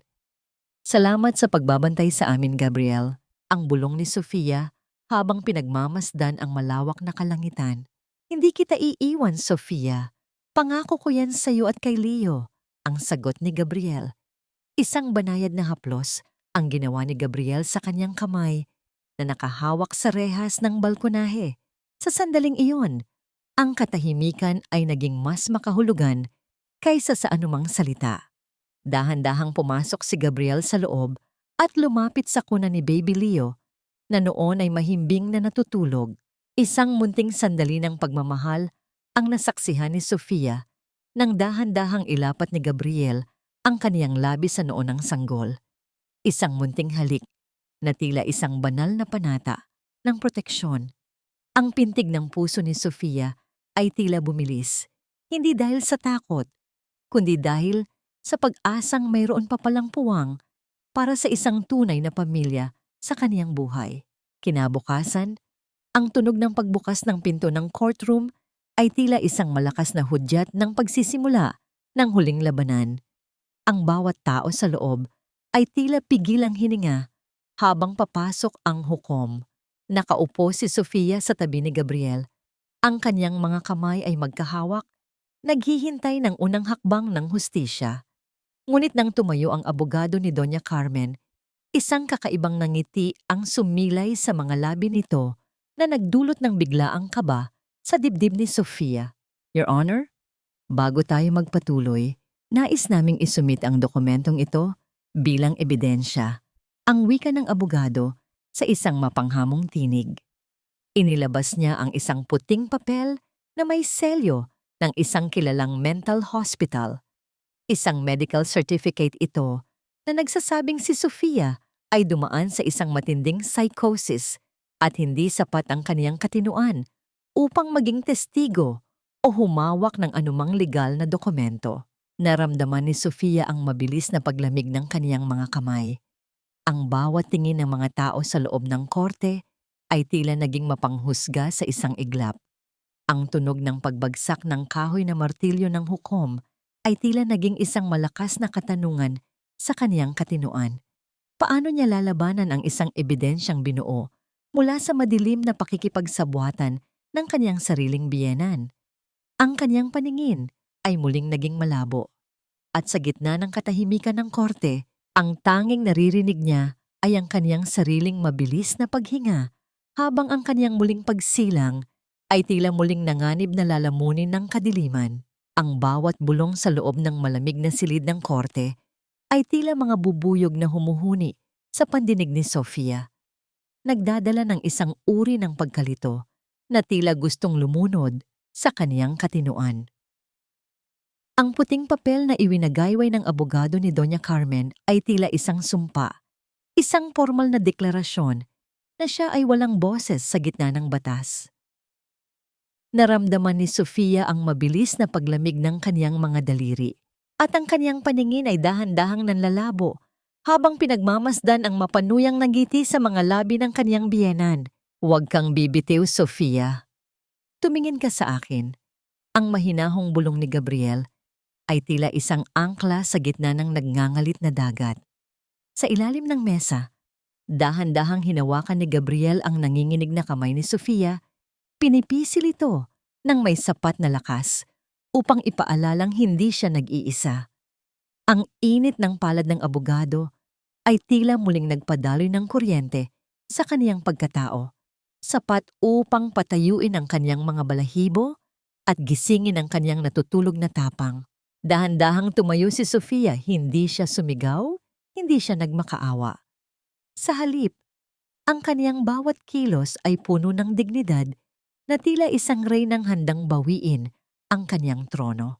Your Honor, nais ko pong magsalita hindi bilang isang biktima, kundi bilang isang accountant na marunong magbasa sa likod ng mga numero. Ang kaniyang boses ay malinaw, tumatawid sa bawat sulok ng courtroom na tila isang matalas na kwerdas ng gitara. Sa pamamagitan ng tulong ni Gabriel, ipinakita sa malaking screen ang mga dokumentong buong pait na tinipon ni Sofia. Ang tunog ng pagpindot sa remote control ay naging hudyat ng paglalahad ng katotohanan. Isa-isang lumabas ang mga bank statements na nagpapatunay ng sistematikong pagnanakaw ni Anton at Doña Carmen. Ang bawat cell sa Excel sheet na kaniyang binuo ay tila naging mga bala ng katarungan. Narito po ang katotohanan, Your Honor. Ang doktor na naglabas ng sertipikasyong ito ay nakatanggap ng 5 regular na deposito mula sa account ni Doña Carmen sa loob ng 6 na buwan. Nakatala ito bilang medical consulting fees, ngunit kasabay nito ang mga petsa kung kailan ako laging pinapainom ng mga bitamina na tila nagpapatulog sa akin ng mahimbing. Ang paliwanag ni Sofia habang ang kaniyang mga mata ay nakatitig ng diretso sa doktor na noon ay nakayuko sa isang sulok ng korte. Ang katahimikan sa loob ng korte ay naging bingi. Ang tunog ng mga papel na binubulatlat ng hukom ay tila naging tanging musika sa gitna ng tensyon. Sa isang iglap, ang binuong palasyo ng kasinungalingan ni Doña Carmen ay nagsimulang gumuho. Ang doktor, sa takot na mabilanggo, ay dahan-dahang tumayo at inamin ang pakikipagsabwatan sa matanda. Hindi po totoo ang dokumentong iyan. Si Doña Carmen ang nag-utos sa akin na gawin yan kapalit ng malaking halaga. Ang pagtatapat ng doktor na tila isang malakas na sampal sa mukha ng matanda. Sa sandaling iyon, ang mukha ni Doña Carmen ay naging kasing putla ng kanyang mga perlas, habang si Anton naman ay biglang tumayo at itinuro ang kanyang sariling ina. "Mama, ikaw ang may gawa nito. Hindi ko alam na aabot ka sa ganito." Ang hiyaw ni Anton, isang desperadong hakbang upang iligtas ang kanyang sariling balat mula sa hatol ng batas. Ang tunog ng kanyang tinig ay puno ng kaduwagan, tila isang daga na sinusubukang tumalon mula sa lumulubog na barko. Ang malakas na pagtama ng kahoy na martilyo ng hukom sa mesa ay naging huling hudyat ng pagtatapos ng dula-dulaan. "Order in the court!" Ang sigaw ng hukom bago basahin ang hatol. Dahil sa sapat na ebidensya ng panloloko at pamimeke ng dokumento, ipinag-uutos ng korteng ito na ibalik ang lahat ng ari-arian sa pangalan ni Sofia. Ipinapawalang bisa rin ang anumang utos na naglalayong ilayo ang anak sa kanyang ina. Naramdaman ni Sofia ang pagbuhos ng mga luha, ngunit hindi ito luha ng pait. Ito ay luha ng wagas na kalayaan. Napahilig siya sa balikat ni Gabriel. Ang kaniyang mga hikbi ay tila isang awit ng pasasalamat. Ang amoy ng Amerikana ni Gabriel at ang higpit ng kanyang hawak sa kanyang braso ay nagbigay kay Sofia ng pakiramdam na sa wakas, tapos na ang ulan. Ngunit ang tagumpay ay biglang napalitan ng sindak. Ang tunog ng mabilis na pag-agaw ni Anton sa baril ng isang malapit na security guard ay tila nagpahinto sa pag-ikot ng mundo. Ang bawat tao sa loob ng korte ay nagsimulang magkagulo. Ang mga sigaw ng takot ay pumuno sa paligid. Nakita ni Sofia ang kanyang asawa, ang lalaking kaniyang minahal, na ngayon ay may hawak na sandata at nakatutok sa kinaroroonan niya at ng kanyang anak na binuhat ng nurse sa likuran. "Kung hindi ka magiging akin, Sofia, walang makikinabang sa'yo." Ang sigaw ni Anton. Ang kaniyang mga mata ay puno ng kabaliwan. Ang tunog ng pagkasa ng baril ay naging huling tunog na narinig ni Sofia bago siya biglang itinulak ni Gabriel patungo sa sahig, ginagamit ang sariling katawan bilang pananggalang sa panganib na paparating. Ang isang matalim at nakabibinging pagsabog ng pulbura ay pumunit sa hangin, kasabay ng pagtigil ng pag-ikot ng mundo ni Sofia. Sa halip na maramdaman ng hapdi ng tingga, ang tanging naramdaman ng kanyang balat ay ang mabigat at mainit na katawan ni Gabriel na buong lakas na yumakap sa kanya upang ikubli sila ni Baby Leo. Pagdilat ng kanyang mga mata, nakita niya ang pulang likido na dahan-dahang dumadaloy mula sa braso ng abogado, pumapatak sa puting tela ng kanyang damit. Ginamit ni Gabriel ang kanyang sariling laman upang salagin ang kamatayang inilaan para sa babaeng kanyang minamahal. "Gabriel, bakit mo ginawa yon? You could have died." Ang bulong ni Sofia. Ang kanyang boses ay nanginginig sa matinding takot habang inaalalayan ang duguang balikat ng lalaki. Ngumiti si Gabriel sa kabila ng pamumutla ng kanyang mukha. "Ligtas ka, Sofia. Ligtas kayo ni Leo." Yun lang ang mahalaga sa akin. Ang kanyang sagot ay isang tahimik na panata ng pag-ibig na walang anumang hinihinging kapalit. Bago pa man makakilos muli si Anton, mabilis na dumagsa ang mga pulis. Ginamit ang kanilang buong bigat upang idiin ang mukha ng lalaki sa malamig na sahig. Ang kaniyang mga kamay ay marahas na ipinilipit sa kaniyang likuran. Ang dating mayabang na asawa ngayon ay nagpupumiglas at humahagulgol na parang isang bata, nagmamakaawa sa gitna ng sariling kahihiyan. Sofia, please, I'm your husband. Pamilya tayo, di ba? Parang awa mo na, wag niyo akong ikulong. Ang kaniyang mga panaghoy ay umaalingaw-ngaw, puno ng kaduwagan na tila nakakasuka sa pandinig ng mga taong nakasaksi sa kaniyang kalupitan. Dahan-dahang tumayo si Sofia, ang kaniyang damit ay may bahid ng dugo ni Gabriel, ngunit ang kaniyang tindig ay tuwid na tuwid. Hindi na siya ang babaeng umiiyak sa labas ng penthouse at nagmamakaawa sa ilalim ng ulan. Tiningnan niya ang nakadapa niyang asawa. Ang kaniyang mga mata ay walang kahit anong bakas ng pagmamahal o galit. Purong awa at pandidiri. Ito ang katapusan mo, Anton. Binigyan kita ng pagkakataong maging isang ama, ngunit mas pinili mong yakapin ang sarili mong pagkawasak. Ang kaniyang malamig na pahayag ay tila isang huling pako na ibinaon sa kabaong ng kanilang kasal. Sa labas ng korte, habang isinasakay si Anton sa sasakyan ng mga pulis na may rehas na bakal, nakatayo si Doña Carmen. Ang kaniyang mga mata ay nanlaki sa matinding gulat habang pinagmamasdan ang nag-iisa niyang anak na tinatratong parang isang ordinaryong kriminal. Ang tindi ng stress at kaba ay biglang sumakal sa kaniyang lalamunan. Napahawak siya sa kaniyang dibdib. Ang kaniyang mukha ay namilipit sa matinding sakit ng isang totoong atake sa puso. Unti-unti siyang bumagsak sa semento ng baitang ng korte. Ang kaniyang mamahaling alahas ay tumama sa malamig na bato, lumilikha ng isang malungkot na tunog ng pagbagsak. Inabot niya ang kaniyang nanginginig na kamay, humihingi ng saklolo. Ngunit ang mga dating kapitbahay na kaniyang inudyukan upang siraan si Sofia ay nag-iwas ng tingin. Dahan-dahang naglalakad palayo upang hindi madamay sa sumpa ng pamilyang iyon. Ang matanda ay naiwang mag-isa, nakadapa sa sahig, nilalamon ng sarili niyang kasakiman at unti-unting pinapatay ng katotohanang wala na siyang kapangyarihan. Ilang oras ang lumipas sa loob ng silid pagamutan. Maingat na ginamot ng doktor ang sugat ni Gabriel. Nakaupo si Sofia sa tabi niya. Ang kaniyang mga daliri ay marahang humahaplos sa walang sugat na kamay ng abogado. Ang mga luha ni Sofia ay dahan-dahang pumatak. Hinugasan ang mga natitirang bigat sa kaniyang dibdib. Muntik na kitang mawala. Ang kaniyang bulong na puno ng pag-iingat. Hindi ako aalis sa tabi mo, Sofia. Hindi ngayon. Hindi kailanman. Sagot ni Gabriel. Iniaangat ang kaniyang kamay upang haplusin ang pisngi ng babaeng nagturo sa kanya kung paano muling magmahal ng totoo. Isang matamis at payapang katahimikan ang bumalot sa kanila.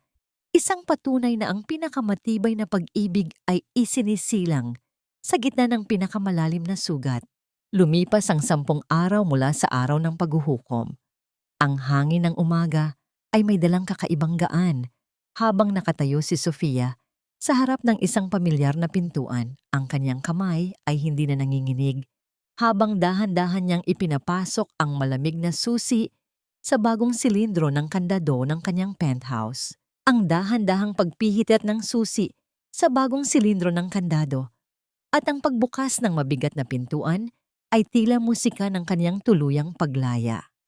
Pumasok si Sofia sa loob ng penthouse na dati niyang tinawag na tahanan. Sumalubong sa kanya ang kulob at mabigat na hangin.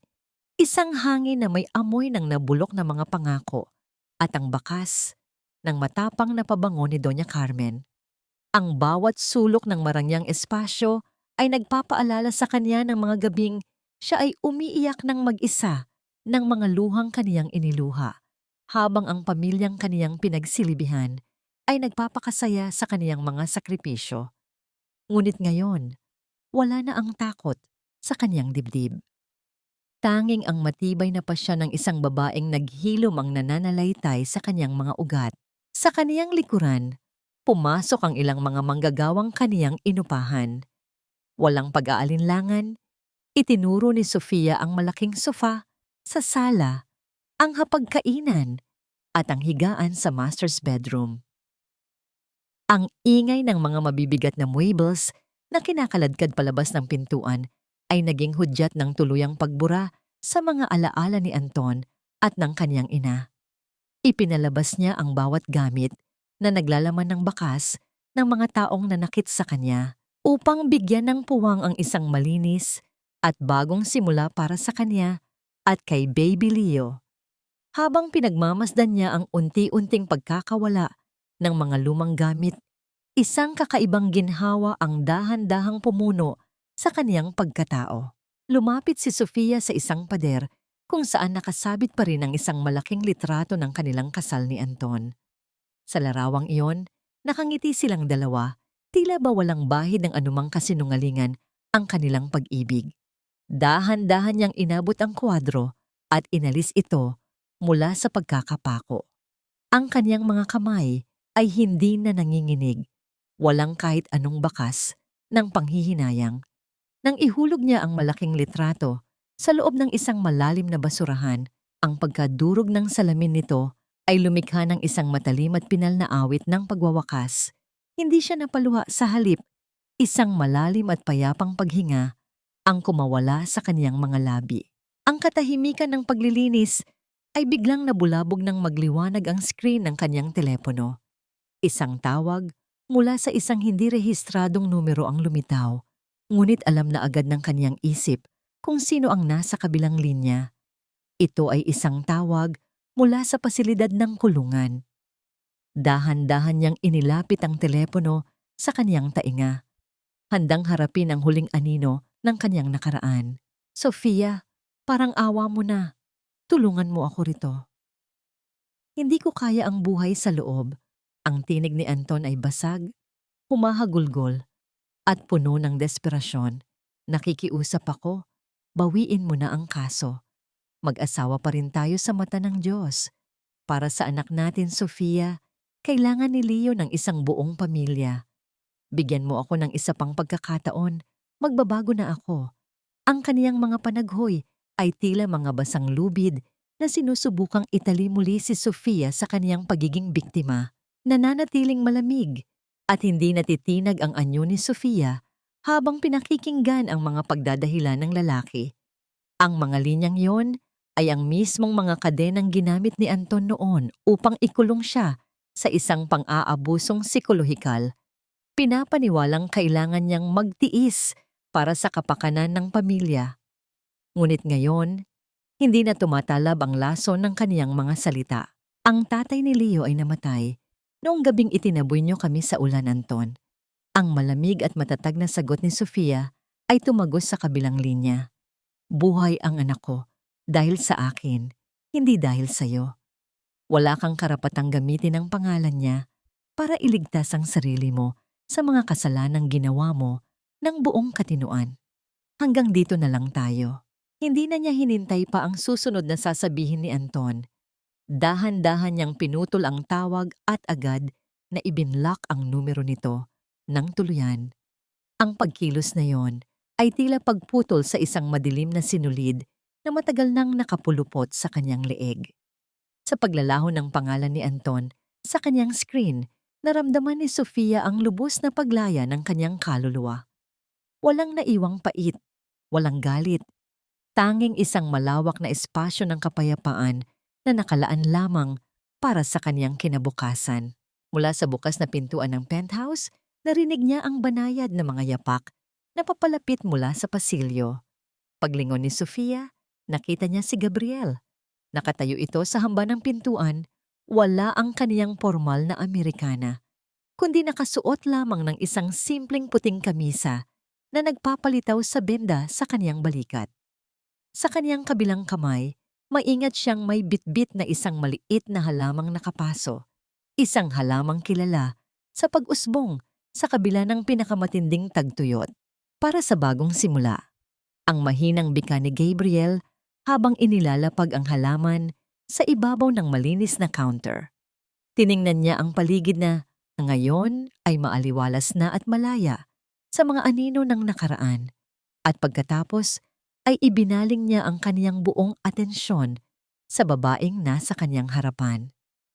Ang kanyang mga mata ay may taglay na lalim na tumatagos sa puso ni Sofia, nagdadala ng isang nakakikilig at ligtas na init.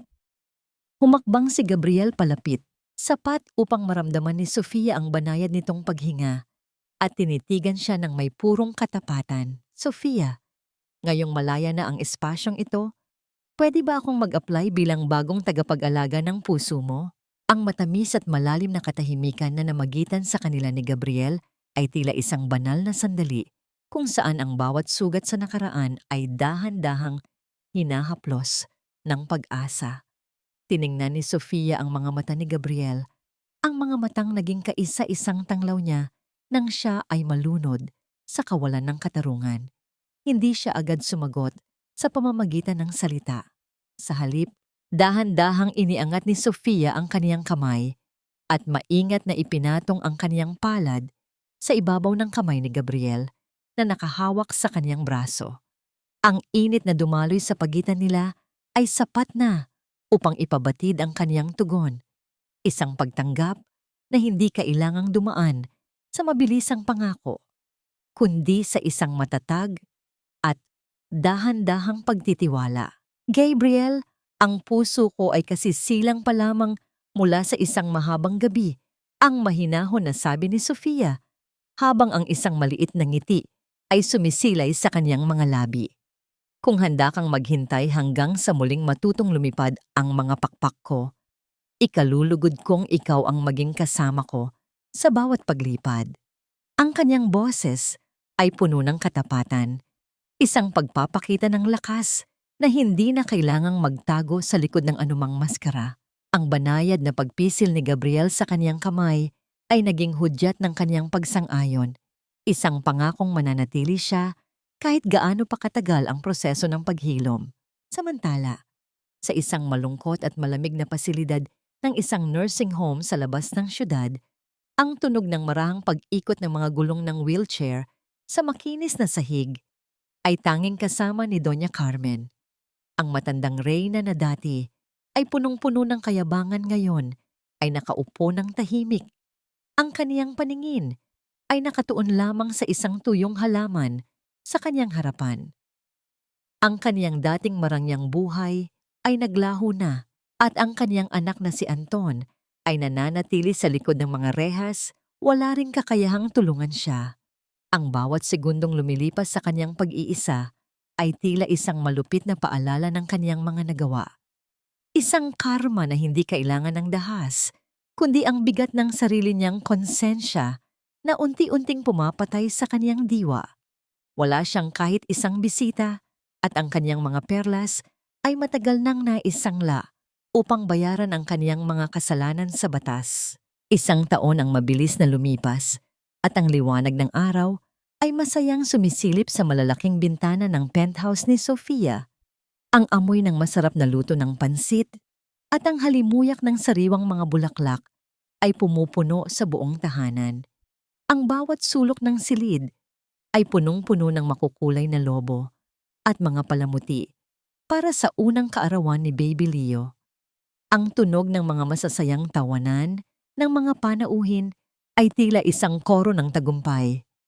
Sa gitna ng sala, nakaupo si Aling Pacing at ang ilang mga kaibigan ni Sofia mula sa slum area, suot ang kanilang pinakamagagandang damit. Hindi nakalimot si Sofia. Ang mga taong naging kanlungan niya sa putikan ay siya ring mga taong naging saksi sa kaniyang muling pagsilang bilang isang reyna. Gabriel, can you help me with the cake? Ang masayang tawag ni Sofia habang inilalabas ang isang asul na cake mula sa kusina. Mabilis na lumapit si Gabriel na nooy ababala sa paglalaro sa sahig kasama si Leo. Binuhat ni Gabriel ang sanggol at sa isang pagkakataong tila tumigil ang mundo.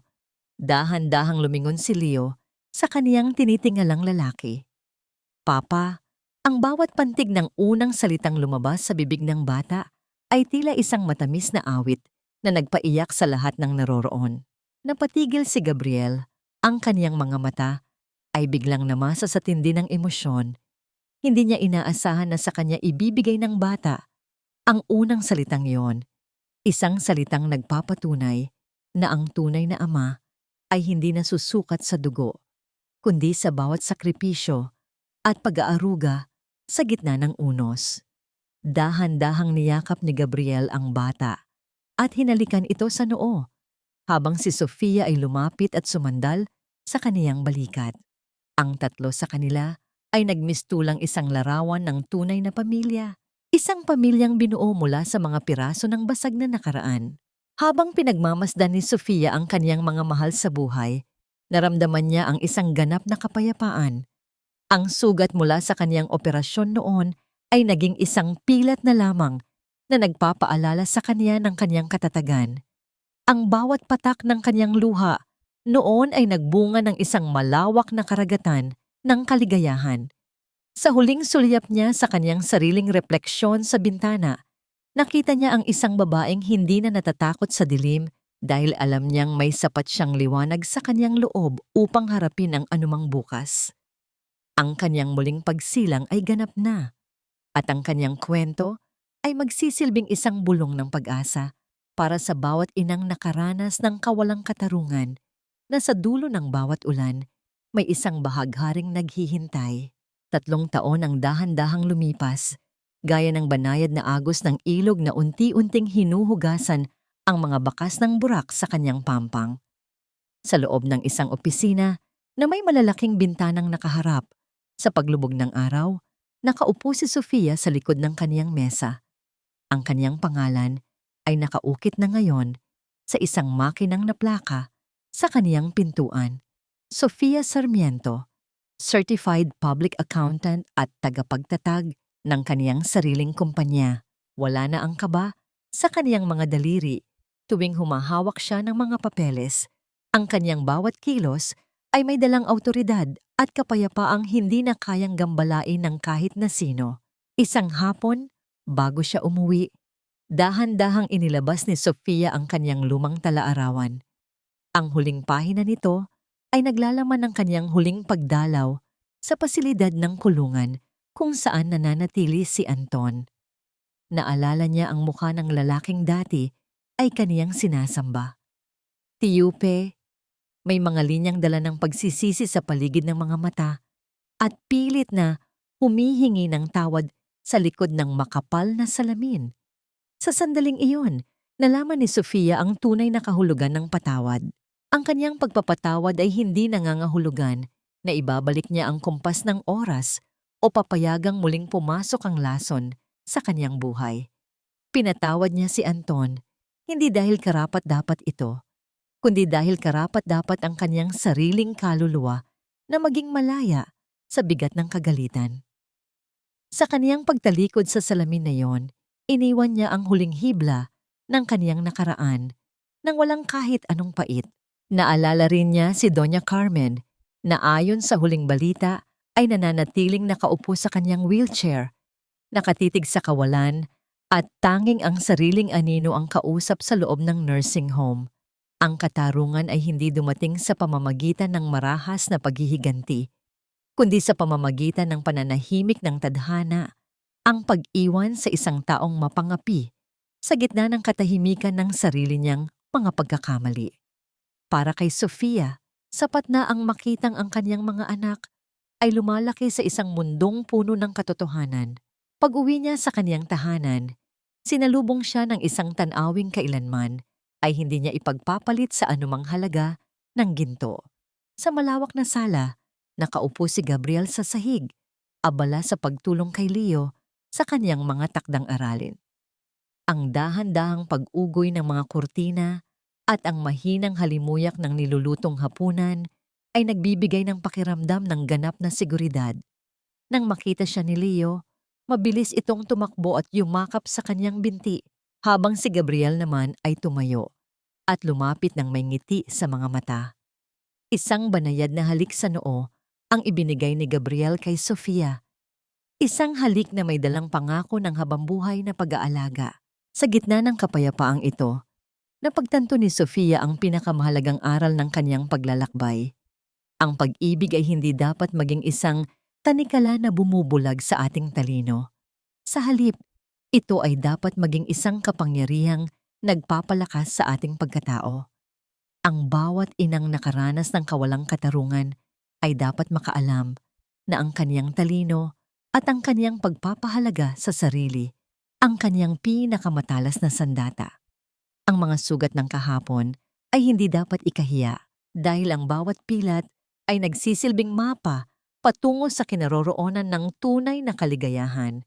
Ang kwento ni Sofia ay hindi lamang kwento ng isang nasirang kasal, kundi kwento ng isang reynang binuo muli ang kaniyang sarili mula sa mga pira-pirasong kristal. Ang bawat pagsubok na kaniyang dinaanan ay nagpatunay na sa dulo ng bawat madilim na gabi, ang sikat ng araw ay laging handang sumilip para sa mga pusong hindi sumuko. Ngayon, habang pinagmamasdan niya ang kaniyang pamilya sa ilalim ng maliwanag na bumbilya, alam ni Sofia na sa wakas, nahanap na niya ang kaniyang tunay na tahanan, isang tahanang binuo ng katotohanan, respeto, at wagas na pag-ibig.